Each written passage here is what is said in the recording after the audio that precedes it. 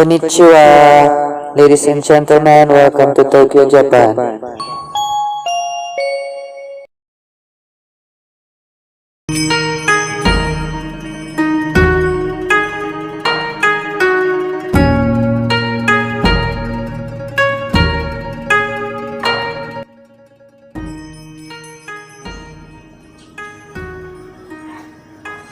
Konnichiwa, watashi wa imperial. Konnichiwa! Watashi wa ninyo desu. Tonight, we're going to tell you the creation myth of Japan. So sit back, relax, and enjoy as you witness the unique love story of the two gods created the country. The story was taken from the book of Kojiki.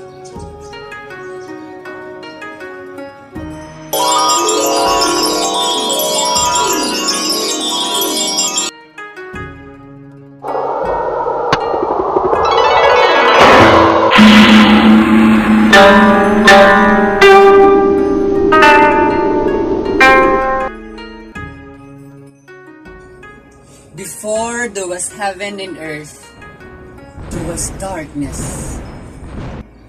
In the midst of this darkness was a swirling mass in the shape of an enormous egg, containing all things.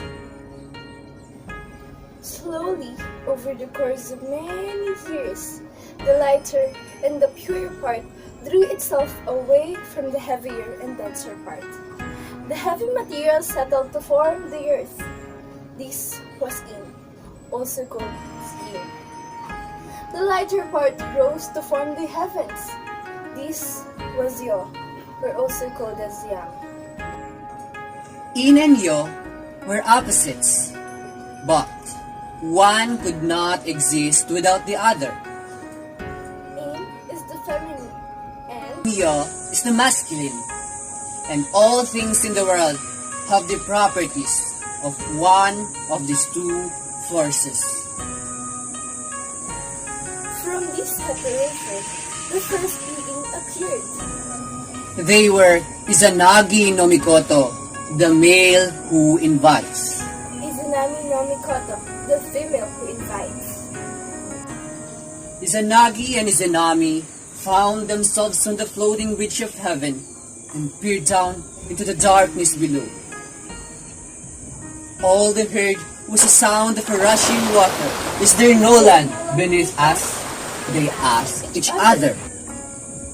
Izanagi thrust a jewel-tipped spear into the waters with a churning sound.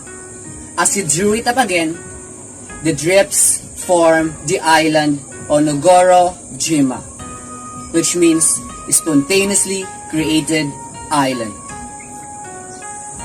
The two gods descended to this island to live. Izanagi and Izanami decided to become husband and wife, and they built the land together. They agreed that each should walk in the opposite direction of the world axle, and when they met each other again, they would be married. And so, they set off to the south and north and walked for days and weeks and months. And finally, they met each other in the middle. Izanami was the first to speak. Ah, Naniyasi, how good a lad, she exclaimed. Afterwards, Izanagi replied, "Ah, Nanayasi, how good a maiden," he exclaimed. But this distressed Izanagi, who felt that it should have been him, the man to speak first. He declared this unlucky and determined that they would do this again. Thus, Izanagi and Izanami turned around and walked on the opposite directions for days and weeks and months to meet again on the other side of the world, Axel. When they met each other again, it was Izanagi who spoke first. "Ah, Nanayasi, how good a maiden," he exclaimed. Afterwards, Izanami said, "Ah, Nanayasi, how good a lad," she exclaimed. Izanami explained that as the in force, there was something in her body which was empty. Izanagi replied as the Yofors, that there was a part of his body which was too much.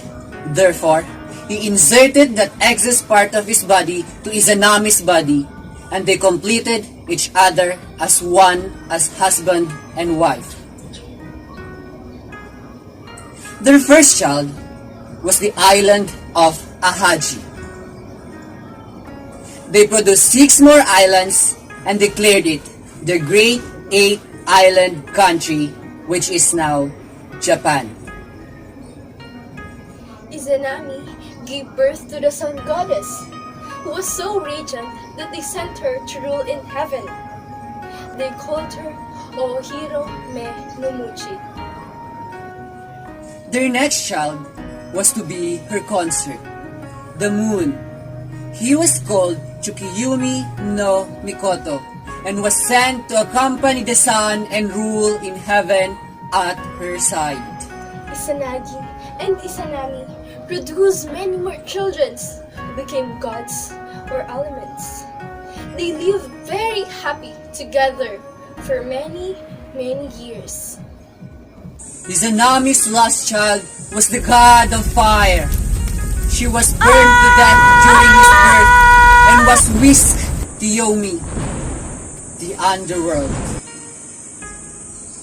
In despair, Izanagi left all of their children and grew old lonely in the far island of Kojiki.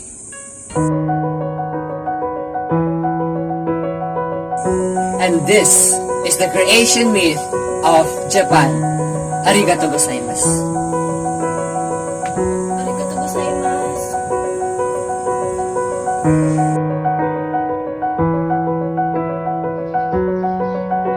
On what type of creation myth does your story fall?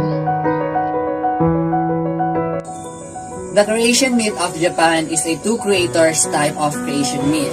Since from the story itself, it was Izanagi and Izanami, the two gods, created the country Japan because of their unique love story.